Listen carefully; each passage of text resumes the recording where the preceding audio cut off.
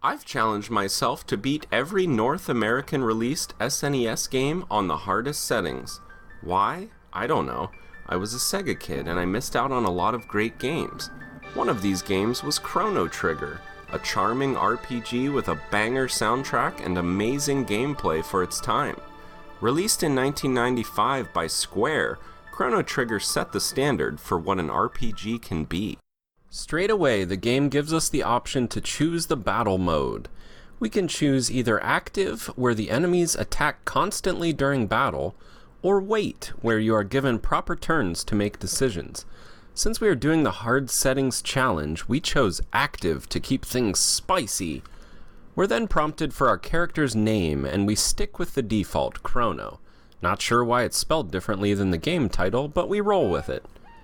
After a beautiful intro scene showing some kind of party going on nearby, Chrono is awoken by his mother. She mentions the Millennial Fair and urges Chrono to get going for the day. Once we head downstairs, Chrono's mom mentions another character, an inventor friend of Chrono's named Luca.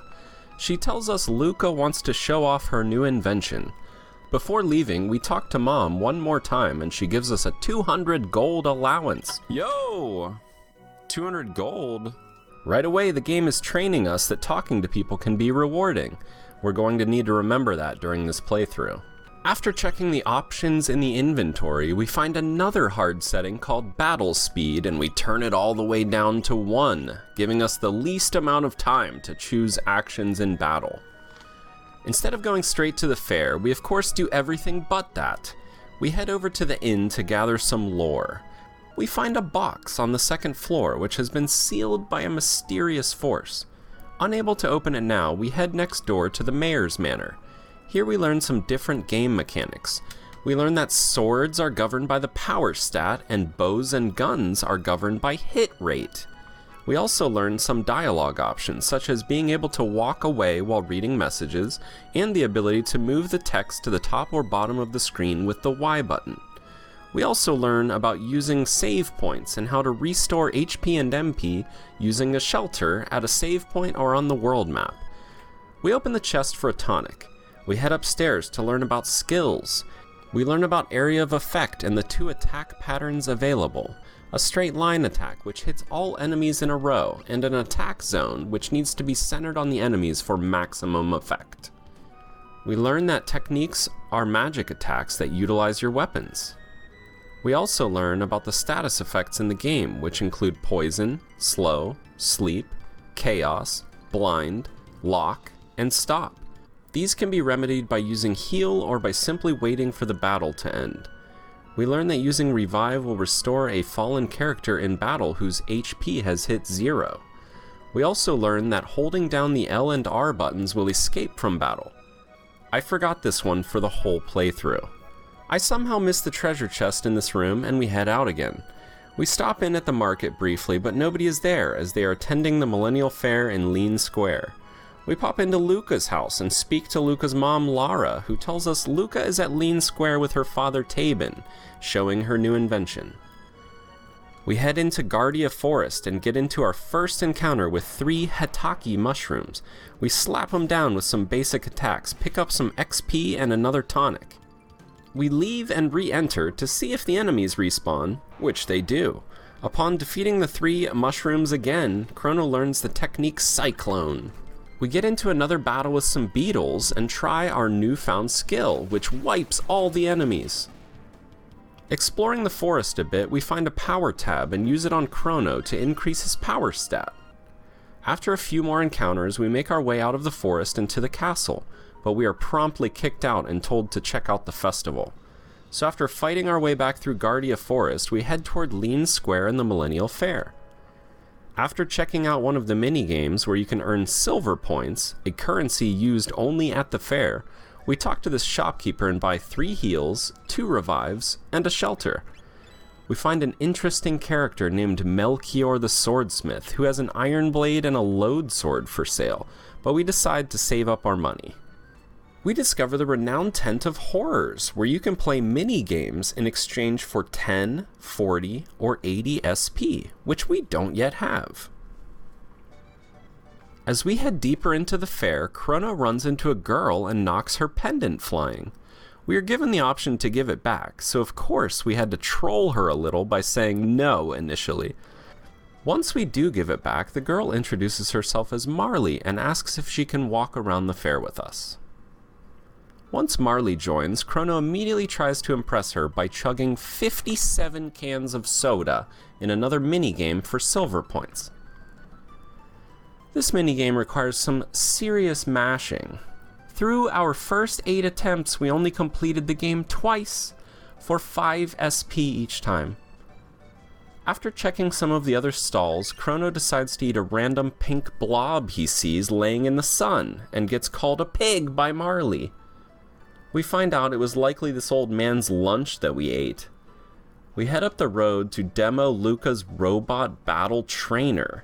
We end up fighting this weird cat robot with a Pokeball on its belly, and it proves to be a pretty easy fight and a quick way to earn 15 SP.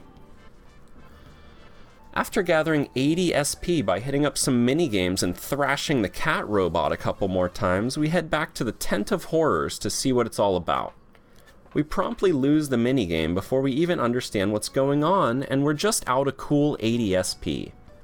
After some more minigame grinding, no, it's too painful to lose, we head back to the Tent of Horrors to try the 10 SP game.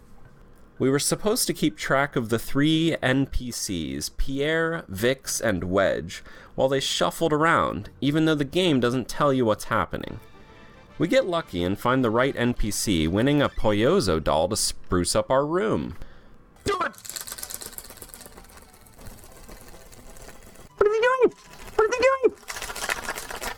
Oh, for f***'s sake. After more mashing and soda chugging, we return to the tent to see if completing the 10 SP game again results in a different prize. It does, and we are given cat food for our house, so that our cat, quote, doesn't run away. Weird, but okay. We then try the 40 SP minigame, which ends up being a copycat type game where you must copy the moves. We fail hard. Grind up some more SP through minigames. Then we fail hard again. After yet more SP grinding, we finally get the copycat minigame done, earning us a clone for Chrono's house.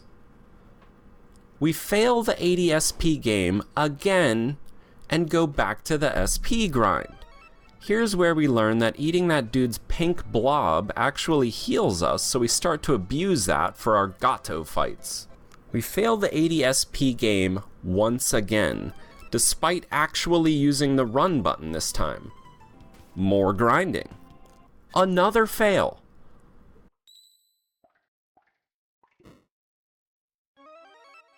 More grinding.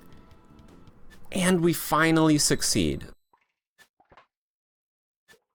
The prize? A cat! Well done, take this cat. Now Chrono has 2 cats, I guess.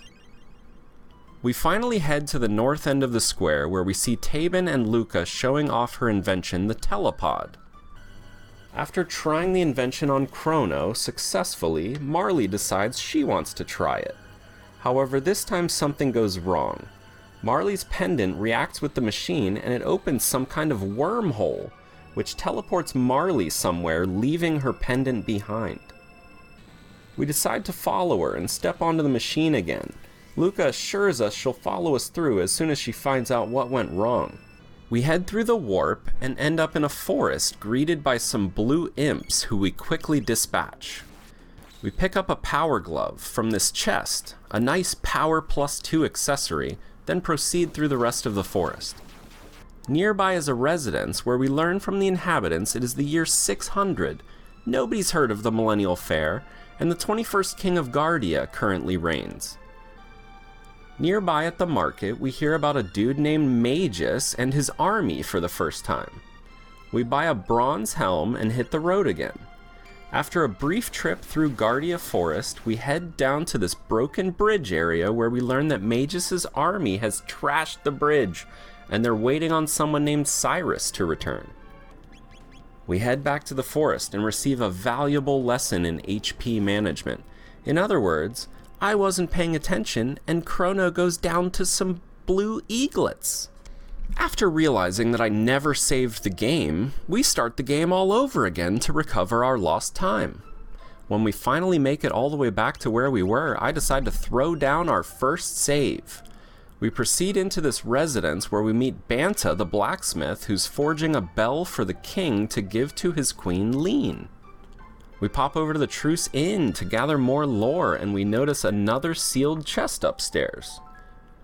We head back out and through the forest up to Guardia Castle, where we're stopped by some soldiers. They don't want us to pass until Queen Lean comes down and tells them I'm a friend of hers and to let me through. We head into the throne room and talk to the king, who tells us he knows we are the ones who saved his wife, the queen, but that she seems to have lost her prized coral pin. We head up the stairs to the left, pop this chest with 100 gold, find another sealed chest, and make our way to the top floor. These soldiers tell us the queen's guard was turned into a frog. We head into the room and grab this bronze mail, and head back out to explore the rest of the castle. Heading up these rightmost stairs, we find a chest with a tonic and proceed to the top where the queen awaits us. Here we find out the queen is really Marley in disguise. After thanking Chrono for coming to save her, Marley complains that something is wrong. She feels like she's being torn apart. Marley proceeds to disintegrate and is gone. We grab an ether from this chest and proceed back down to the castle's main floor. Here we are greeted by Luca, who informs us that Marley was likely mistaken for her ancestor, as Marley is a member of the royal family in our time period and she goes by Princess Nadia. We are informed Queen Lean has been kidnapped. Someone was supposed to have saved her, but history has been changed. We are shown that if the queen is killed, her family line will simply disappear, but if we can save Queen Lean, then history should remain unchanged. We head downstairs to the Knight's Quarters, where we learn of a beast called Yakra, who used to lurk in the western forest but disappeared after the cathedral was built. We also learn Sir Cyrus was commander of the Knights and served to protect the royal family. He'd left on a journey 10 years ago, never to return. We head to the cathedral and find a hairpin near the altar. It has Guardia's royal crest on it. The strange nuns hanging around end up turning into monsters and fighting us.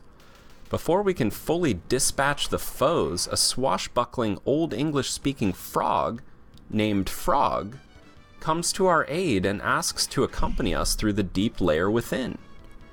We activate the organ, which reveals a secret door. After fighting through some corridors, we find this room with a magus statue and 2 chests, one containing a speed belt, which does speed +2, and the other containing Defender, a nice item which adds +2 to stamina and defense stat.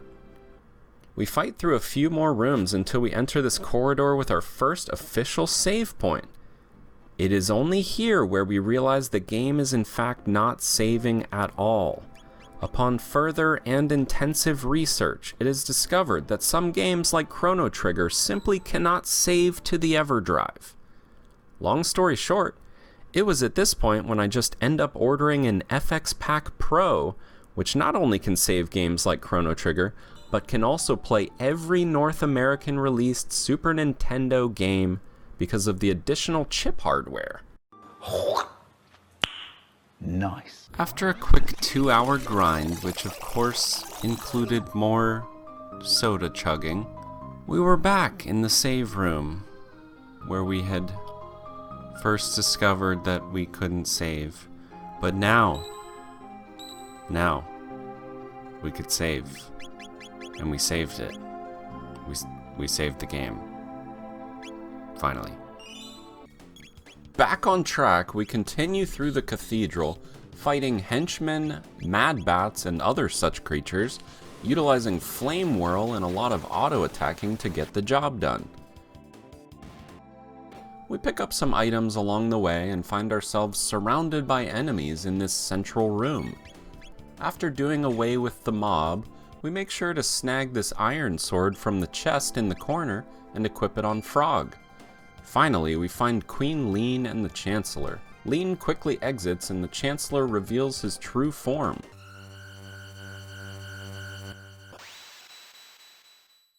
the Chancellor turns into Yakra, the same beast the dude in the basement of Guardia Castle was yapping about earlier. During the fight, Yakra keeps doing this counterattack which hits all party members until we realize he doesn't counterattack Frog because he's too close. We exploit this during the fight using Chrono and Luca to mostly keep the party healed with tonics, while Frog does the brunt of the damage with no risk for the big counter ability.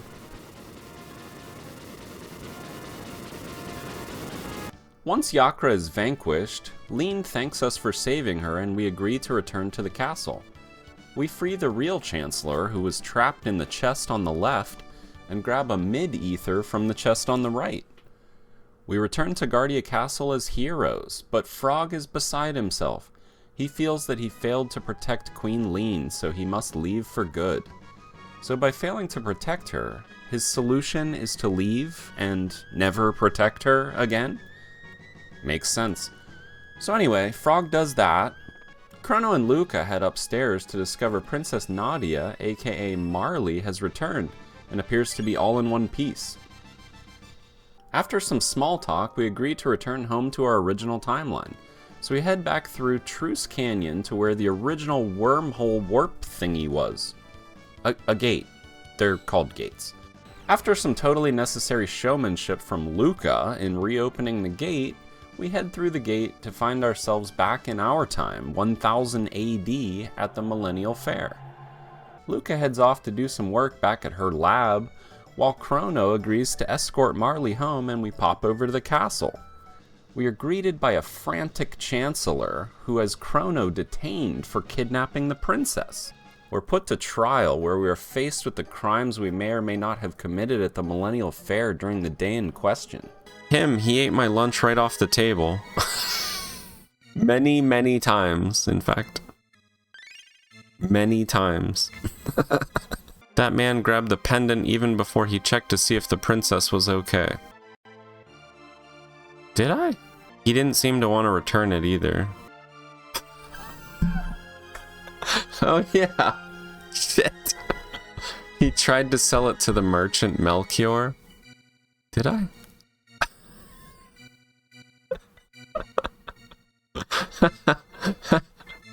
I didn't try to sell it, I was just talking to him. Dang it! We are ultimately found guilty and are sentenced to be executed in 3 days' time. They lock us up, but we easily trick the guards into opening our cell and we blast our way out of there.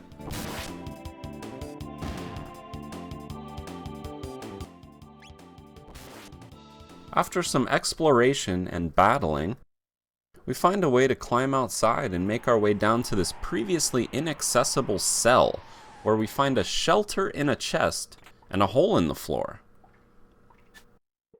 Yo! 1,500 gold, let's go. The load sword, I'm glad I didn't buy that thing.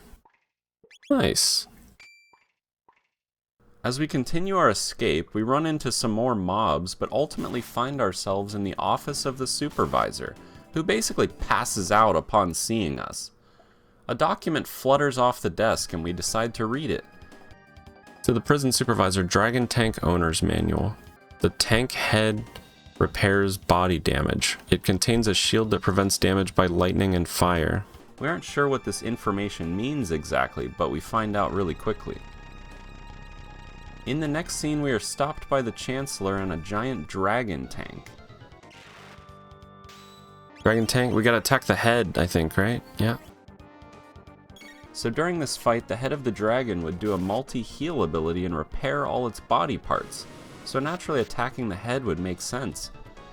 We do so until the head is down. Oh, got the head, let's go. Once the dragon was unable to heal, we then focused the wheels so it could no longer do its big attack. Once the wheels were down, the body also died quickly and the dragon was no more. The frantically panicking Chancellor, we'll call him the Franceler, starts freaking out about the Dargon and tries to fix it with his croonies, but just ends up becoming a convenient bridge for us to cross on our way out instead.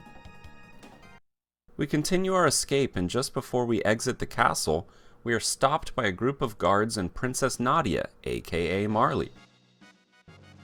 Princess Nadia, aka Marley, tells the king to stick it where the sun don't shine and takes off with the party.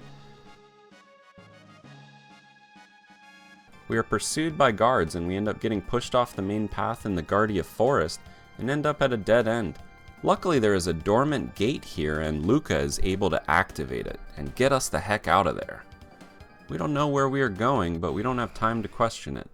The gate ends up taking us to a different time and place where things seem quite futuristic.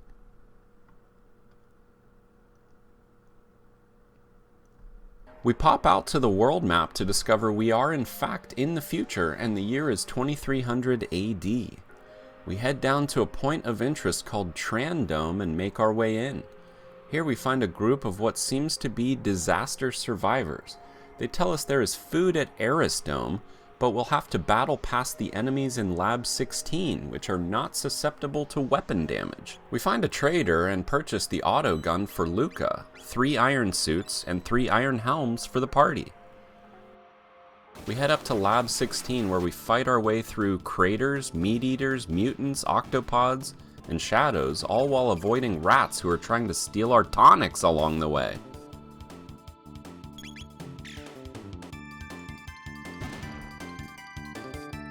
The party arrives at Arisdome and heads inside where we find another group of survivors. We learn of another dome, Protodome, which is protected by lunatic robots.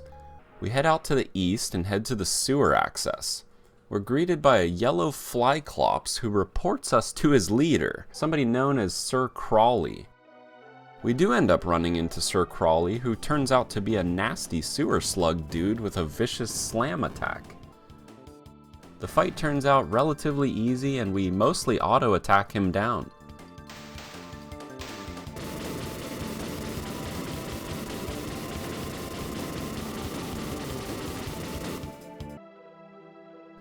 Leaving the sewer access, the party finds themselves on a new continent. We meet an old man here who mentions his masterpieces, the Ocean Palace and the Blackbird. Since we don't have a clue what he's referring to, we return to Arisdome to see if we can help any of the survivors or find out what's really going on in this place. We are told there is food in the basement of the compound, but that it is being guarded by killer robots. We decide to help out and investigate the basement. Oh, what in the... Uh-oh. Before getting too far, the party is ambushed by a big robot dude thing called the Guardian, flanked on either side by 2 mini robot entities called Bits. With all 3 enemies alive, the Guardian is able to do some big multi-attacks. We smash the Bits into bits, and then we smack the Guardian into next week. We find the food storage only to discover that it is all rotten. There's a survivor here, but it turns out they are no longer surviving, as they are totally not alive. But they are clutching a single seed. Maybe it is a seed of hope. Maybe it is a seed of doubt. Not sure, but either way, we take the seed and continue through the basement of Arisdome until we find the information center, where there are 2 large consoles in the center and a big viewing screen. We play a sequence on the computer called 1999 AD, Visual Record of the Day of Lavos. We are shown a cutscene of what looks like a massive eruption and a lava-like creature bursting forth from the ground and raining down destruction everywhere.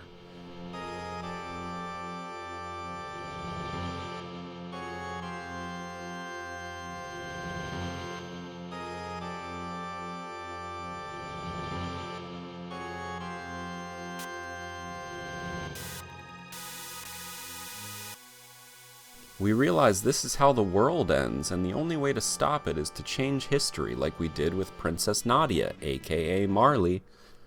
We report the bad news to the survivors upstairs and give their leader, Doan, the seed we found.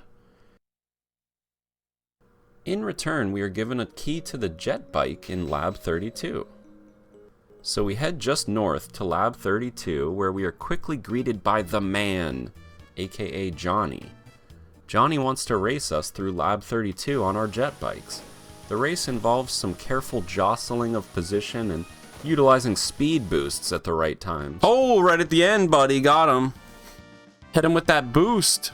We end up taking down Johnny on our first try and head down to the Proto-Dome. The dome is all but abandoned, but there are some enemy waves to fight through.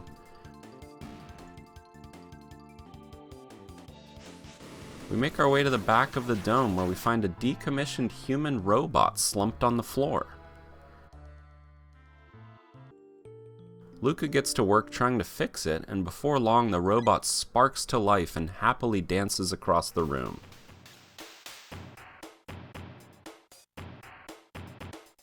Our newest party member, Robo, informs us that he can help us get through the factory to the north to reactivate Proto-Dome's generator. It sounds like a plan, so we head into the factory where Robo immediately hacks into the mainframe to get us clearance. We explore all the nooks and crannies and smash our way through some enemy mobs. We find some nice chests in this room, one containing a Titan vest, which we equip on Chrono, and the other containing a weapon upgrade for Robo, the hammer arm. We also find the Robin bow for Marley in a chest out on the main factory floor. We come to find out that our newest party member, Robo, is an absolute tank with some powerful abilities such as laser spin and rocket roll, as well as a nice ability called Heal Beam, which restores HP to the entire party. We end up in a big room with a large central console. As we activate it, we end up tripping the security system and alarms start going off. So we decide we need to make our escape. Robo helps us out of the corridors until we are back to the main floor where we run into a mob of blue robots. The robots end up attacking Robo and claiming he is defective. The robots remind Robo that the mission is to destroy all intruders, but Robo is not happy with this revelation. The robots take it out on Robo and end up beating the bolts off of him. Our party can only watch as Robo gets absolutely trashed and then literally dumped into a recycling bin.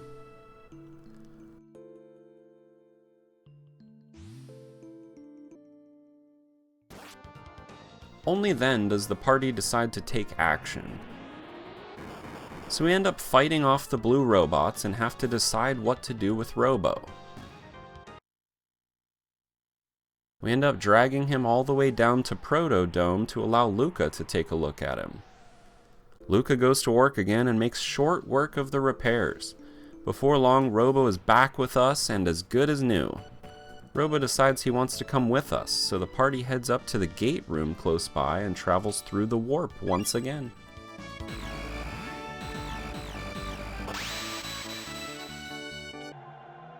We end up in a new time and location once more. We come to find out this place is called the End of Time.